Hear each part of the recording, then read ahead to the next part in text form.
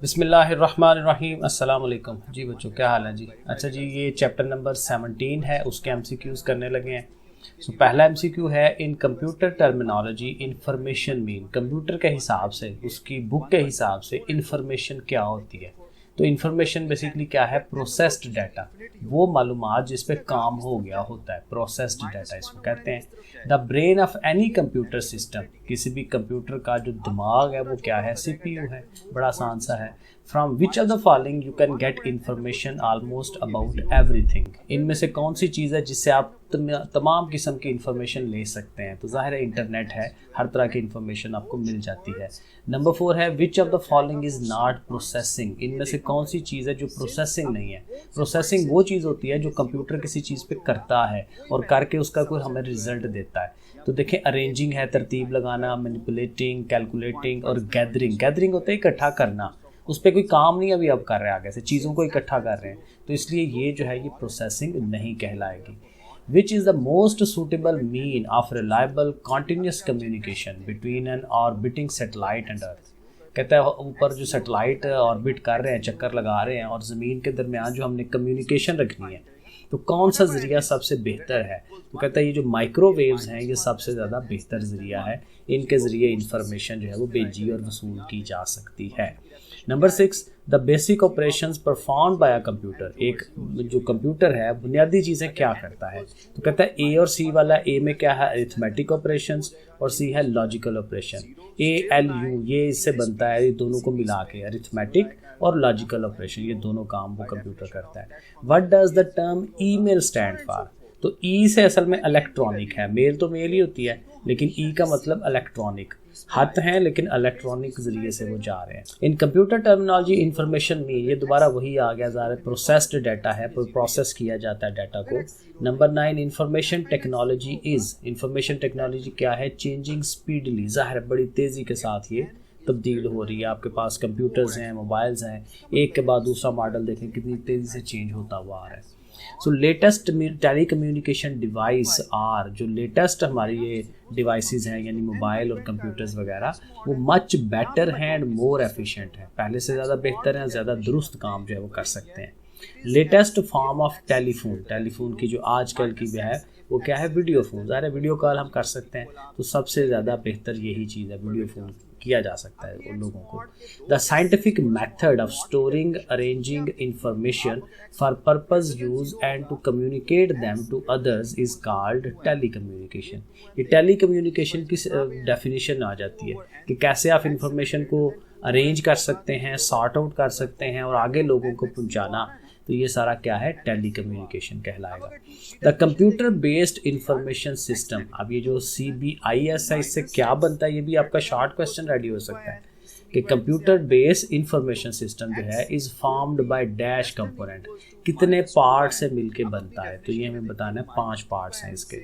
In computer terminology the term machinery refers to, अब computer के अंदर मशीनरी क्या चीज़ है, तो वो हार्डवेयर है। जो हज़ार हमने कंप्यूटर रखा हुआ है तो उसका CPU है, उसका मॉनिटर है, कीबोर्ड माउस है, तो ये सारे उसके हार्डवेयर हैं, तो यही उसकी मशीन है सारी। Email is the abbreviation of, ये फिर वही आ गया, इलेक्ट्रॉनिक मेल है। Which of these is not a web browser, web browser जैसे फायरफॉक्स है ये, तो ये यूट्यूब जो है ये वेब ब्राउज़र नहीं है, क्योंकि गूगल जो है, गूगल का जब आप मेल पेज खोलते हैं और वहाँ सर्च करते हैं तो उसको वेब ब्राउज़र कहते हैं, कि जिसमें हमारी वेबसाइट्स आती हैं। तो YouTube पे वेबसाइट्स नहीं आती, उसमें एक अलहदा से है कि वहाँ सिर्फ वीडियोस जो हैं वो आ रही होती हैं। तो ज़ाहिर है कि YouTube जो है ये वेब ब्राउज़र नहीं कहलाएगा। With broadband information can be loaded, तो कितनी देर में जी हो सकता है लोडिंग, 1 सेकंड के अंदर लोडिंग हो सकती है। तो ब्रॉडबैंड ज़ाहिर है इस टाइम वो है काफ़ी तेज़ इंटरनेट का ज़रिया है। Word processing is used for, ये जो हमारा माइक्रोसॉफ्ट वर्ड एक सॉफ्टवेयर है, तो उसको हम किस काम के लिए यूज़ करते हैं, तो टाइपिंग के लिए, ठीक है, उसमें कोई चीज़ लिखनी है तो वो वर्ड के अंदर लिखी जाती है। In the remote control devices, remote control जो चीज़ें होती हैं, ज़ाहिर है वो एक रिमोट है और हम उसको दबाते हैं तो दूर से ही वो काम हो जाता है। तो इसमें क्या यूज़ हो रहा होता है, इंफ्रारेड वेव्स जो हैं, इंफ्रारेड वेव्स यूज़ हो रही हैं। आगे है जी, in big departmental store in order to read bar codes, बड़े बड़े जो स्टोर हैं तो वहाँ पे हर चीज़ों के पीछे जो है वो बार कोड लगे होते हैं, तो उनको रीड करने के लिए क्या लगा होता है, कौन सी मशीन लगी होती है, तो वो क्या है, ऑप्टिकल स्कैनर। ऑप्टिकल स्कैनर इनको हम कहते हैं। उसके आगे वो करते हैं ना टून सा होता है और फिर वो अंदर सारी इन्फॉर्मेशन आ जाती है। तो ये क्या है, optical scanner. Alexander Graham Bell in 1876 made, क्या बनाया जी, ज़ाहिर है टेलीफोन उसने फर्स्ट टाइम बनाया था। टेलीफोन वाज इन्वेंटेड इन 1876, ये वही दोबारा डेट आ गई उसकी। Telephone system has 2 parts, 2 parts हैं उसके, एक ज़ाहिर है वो रिसीवर है और एक जो है वो बोलने वाला है, माइक है। तो 2 चीज़ें हैं इसमें। How many metal rods in radio station transmission, तो ये 8 हैं जी, 8 हो जाएंगे। रेडियो वेव्स क्या हैं, वो इलेक्ट्रोमैग्नेटिक वेव्स होती हैं, ठीक है जी, ये भी सिंपल है। Radio technology is used in, कहाँ यूज़ होती है, मोबाइल फ़ोन के अंदर। ओके जी। Fax machine is also called telefacsimile machine, तो ये दूसरा नाम फैक्स मशीन का, टेलीफेसाइल मशीन, ये इसका नाम याद रखना है। ICT stand for information and communication technology, ये आमतौर पे बड़ा यूज़ होता है, ICT information and communication technology. और आगे है what is the appropriate and faster mean of communication between satellite and earth, ये फिर वही दोबारा आ गया कि सैटेलाइट और ज़मीन के दरमियान अगर आपने राब्ता कायम रखना है तो कौन सी वेव्स चाहिए, माइक्रोवेव्स चाहिए। तो चैप्टर नंबर 18 शुरू करते हैं। इसका पहला MCQ, generally an atom is represented by the symbol, atom को किस तरह से रिप्रेजेंट किया जाता है। एटम का नाम बीच में होता है, जहाँ पे देखें ये X लिखा हुआ है और ऊपर A लिखा होता है, नीचे Z लिखा होता है। A एटॉमिक नंबर है, नीचे Z जो है ये उसका मैस नंबर है। तो A और Z जो है, A ऊपर Z नीचे, तो इसलिए ये जो हमारा B वाला ऑप्शन है ये सही है। उसके बाद atomic number is denoted by the symbol, atomic number को किससे रिप्रेजेंट करते हैं, Z से रिप्रेजेंट करते हैं। The proton is heavier than electron, कितना, जाहिर है हैवियर तो है ही, प्रोटॉन कितना हैवी है इलेक्ट्रॉन से, तो क्या है 1836 टाइम्स, ठीक है, इतना जो है उससे हैवी है। तो जाहिर है फिर लाइटेस्ट जो है चीज़ क्या हुई, electron. So isotopes of hydrogen are, hydrogen के कितने आइसोटोप्स हैं जी, 3 आइसोटोप्स हैं। The central part of an atom is called, ये तो बड़ा आसान है कि एटम का दरमियानी हिस्सा, अगर आपने केमिस्ट्री पढ़ी है तो ज़ाहिर है कि ये न्यूक्लियस उसे कहते हैं। The nucleus of an atom consist of, nucleus के अंदर क्या होता है जी, उसमें प्रोटॉन भी होता है, न्यूट्रॉन भी होता है। तो ये उसने आई थिंक हाली प्रोटॉन लिखा हुआ है, न्यूट्रॉन भी तो उसके अंदर होता है। तो प्रोटॉन्स और न्यूट्रॉन्स, ये A वाला ऑप्शन होना चाहिए दोनों का के लिए। The particles which revolve around the nucleus is called electron, ये भी सिंपल सी चीज़ है, इलेक्ट्रॉन घूमते हैं इर्द गिर्द, ठीक है। During natural radioactivity how many types of radiations are emitted, कितनी किस्म की शुआएँ निकलती हैं, तो ज़ाहिर वही 3 है ना, अल्फा बीटा गैमा, 3 शुआएँ निकलती हैं, वो हम बता देंगे। Radio activity is a process in which certain elements naturally emit radiation with a large charge number, ठीक है जी। तो कितना, मतलब वो बेसिकली ये बता रहा है कि रेडियो एक्टिविटी ज़ाहिर है एक आम एक कुदरती अमल है, लेकिन उनमें से रेडिएशंस निकलती हैं तो जिनका चार्ज नंबर इससे बड़ा हो, तो 82 या उससे बड़ा है वो चार्ज नंबर हो, तो उसमें से फिर रेडिएशंस निकलती हैं कुदरती तौर पे, ये आपको मालूमात दे रहा है। रेडियो एक्टिविटी क्या है, ऑटोमेटेड प्रोसेस है, यानी खुद बहुद होने वाला, कॉन्टीन्यूस है, मुसलसल होता है, इरिवर्सिबल, यानी जिसको वापस नहीं लाया जा सकता।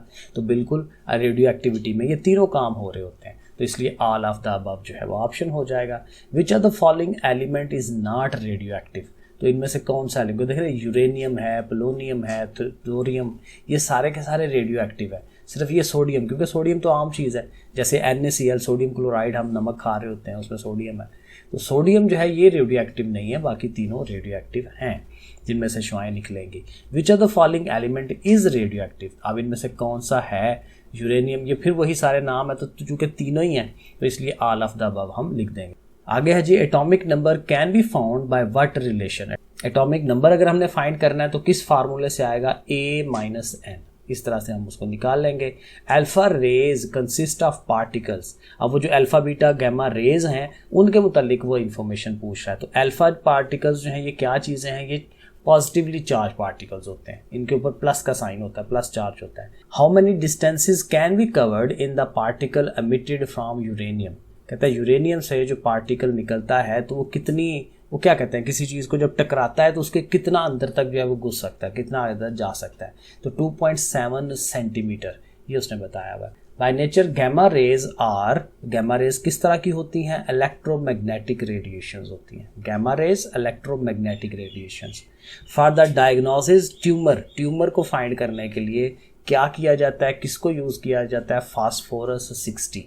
फास्फोरस 60 किस लिए यूज़ होता है, डायग्नोज करना है ट्यूमर को, रसोली जो है, रसोली वगैरह, दिमाग की रसोली। The half life of carbon, carbon की जो हाफ लाइफ है, आधी ज़िंदगी, वो कितनी है, 5730। ये आपने पढ़ा था ना न्यूमेरिकल्स में कि कोई मटेरियल जो है वो रेडियो एक्टिविटी करते करते आधा हो जाए तो उसको हम हाफ लाइफ कहते हैं। और आगे है the isotopes of iodine 131 is used in the treatment of. अब ये किसकी ट्रीटमेंट में यूज़ होता है, थायराइड कैंसर, क्योंकि आयोडीन है ना, तो आयोडीन जो है थायराइड के अंदर वो यहाँ पे यूज़ हो जाएगा। The half life of plutonium is in years जो है वो कितनी है, 2.85। Safe limit of radiation exposure in 1 year, कहता है 1 साल में जितनी आप रेडिएशन आपको ईजिली आप एब्जॉर्ब कर सकते हो, जो सेफ हो आपके लिए, वो कितनी है, 5 रैम। रैम उसकी यूनिट होगी कोई। What happens to the atomic number of an element which emits 1 alpha particle and a beta particle? यानी कोई एक एलिमेंट है तो जिसमें से एक अल्फा पार्टिकल निकल रहा है, एक बीटा पार्टिकल निकल रहा है, तो उसके एटॉमिक नंबर को क्या होगा, तो एटॉमिक नंबर डिक्रीज हो जाएगा बाय 1। एटॉमिक नंबर कितना डिक्रीज होगा, by 1। The half life of carbon isotope is 1 day. Carbon isotope जो है 1 दिन उसकी हाफ लाइफ है। What is the quantity of the isotope after 2 days, तो 2 दिन के बाद क्या हो जाएगा, तो उसको आपने उससे 2 पे डिवाइड करवा लेना है, ठीक है। तो 1 क्वार्टर, क्योंकि एक दफ़ा हाफ होना है फिर हाफ होना है, तो फिर 1/4 हो जाएगा, 1/4। व्हेन यूरेनियम 92 जो है इजेक्ट्स अ बीटा पार्टिकल, उसके अंदर से बीटा पार्टिकल अगर निकल आए तो how many protons will be in the remaining nucleus, उसके अंदर कितने प्रोटॉन्स रह जाएंगे, 93। यूरेनियम है, 93 प्रोटॉन्स रह जाएंगे। Release of energy by the sun is due to, sun से जो हमें एनर्जी मिल रही है वो किस रिएक्शन से मिल रही है, न्यूक्लियर फ्यूजन। फ्यूजन है, 2 रिएक्शन है ना, फिजन और फ्यूजन, तो फ्यूजन जो रिएक्शन है उसके ज़रिए सन से हमें एनर्जी मिल रही है। When a heavy nucleus split into 2 lighter nucleus, एक बड़ा न्यूक्लियस स्प्लिट होके टूट के 2 छोटे न्यूक्लियस अगर बना लेता है तो प्रोसेस क्या करेगा, न्यूक्लियर एनर्जी को रिलीज करेगा, ठीक है। जब वो उसने 2 डॉटर सेल्स बनाने हैं तो फिर क्या करना है कि एनर्जी को उसने रिलीज करना है, एनर्जी बाहर आएगी। और उसके बाद क्या है, the reason carbon dating work, carbon dating वाला जो प्रोसेस जो है वो हो रहा है और हमें फ़ायदा दे रहा है, तो किस वजह से वो चीज़ होती चली जा रही है। कहते हैं आफ्टर अ प्लैनेट और animal dies it stop taking in fresh carbon, यानी पहले जब तक वो जिंदा है तो वो फ्रेश कार्बन ले रहा है, लेकिन जब उसने मर जाना है, डेथ हो जानी है, तो फ्रेश कार्बन 14 मिलना उसको ख़त्म हो जाता है। और वहीं से कार्बन डेटिंग जो है हमें फ़ायदा दे देती है, उसकी उम्रों का पता चल जाता है कि कितने हज़ारों साल से वो चीज़ पड़ी हुई है। The number of neutrons in tritium is, tritium में कितने न्यूट्रॉन्स हैं जी, 2, ठीक है। ज़ाहिर है ये हाइड्रोजन का जो आइसोटोप है। The smallest part of an element is called atom, ज़ाहिर है एटम सबसे छोटा ज़र्रा है। और यूरेनियम जो U92 235 वाला है रिप्रेजेंट द नंबर ऑफ, उसमें क्या है जी, नंबर ऑफ प्रोटॉन्स, यानी 92 जो है उसको प्रोटॉन्स को शो करा रहा है। Half life of iodine, iodine जो है 53 131 जो है उसकी हाफ लाइफ कितनी है, 8.07 डेज, दिन है, ईयर्स नहीं है, 8.07 डेज आयोडीन की बात हो रही है। The half life of cobalt, cobalt की हाफ लाइफ देखें 30 ईयर्स है, 30 साल के बाद चीज़ वो आधी होती है रेडिएशंस के बाद। During the fission reaction of 1 kg of uranium 235 amount of energy कितनी निकलेगी, 1 किलो यूरेनियम है तो ये तो बहुत ज़्यादा एनर्जी निकलेगी, और वो है 6.7 × 10⁻11। 10⁻11 का मतलब है 11 दफ़ा 00 आपने लगाने हैं, तो इतने जॉल्स जो है ये एनर्जी निकलनी है। By the process when a heavy nucleus split into 2 smaller nuclei, ये फिर वही है कि हैवी न्यूक्लियस ने छोटे न्यूक्लियाई में कन्वर्ट होना है, तो उससे फिर क्या होता है, एनर्जी रिलीज होती है, ये याद रखना है, एनर्जी रिलीज होती है। तो चलें जी, ये 2 चैप्टरों के और हो गए, इंशाल्लाह बाकी भी करते हैं। ओके, फिर अल्लाह हाफिज़।